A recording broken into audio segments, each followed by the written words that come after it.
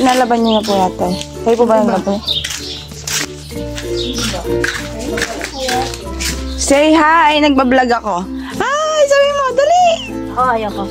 Sabihin mo. Hi! Hi mga ka-berries. Ano ba tawag mo?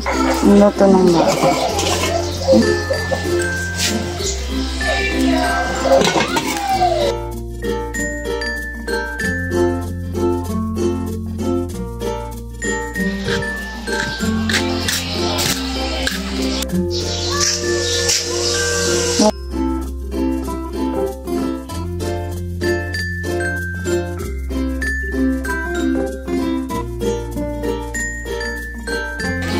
Tayo sa likod.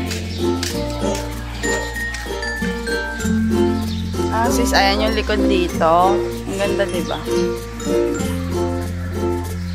Sarap po dito.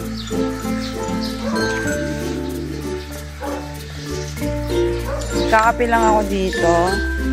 Kape.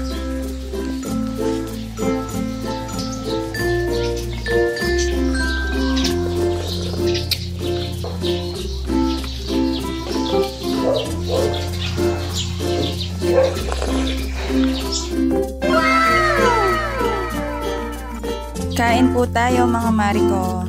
Mga Mariko, dito nga pala yung tambayan namin mula umaga hanggang tanghali. Malamig kasi dito mga Mariko, maraming puno, tapos malilim din. Masarap dito tumambay mga Mariko, lalo na kapag kakagising mo lang. Muni-muni lang, ganon, tapos tatambay. Tapos ang presko-presko pa ng hangin, promise. May bahay kubo rin pala dito mga Mariko. As in literal mga sisi ko na bahay kasi may rep din dito sa kubo. Masarap matulog dito mga Mariko lalo na kapag tanghaling tapat, sobrang init. Ayun talaga, sobrang sarap matulog dito. May kusina din kami dito mga Mariko, ayan. Meron din kami lutuan dito, CR na lang kulang. Yun lang mga Mariko. Bye!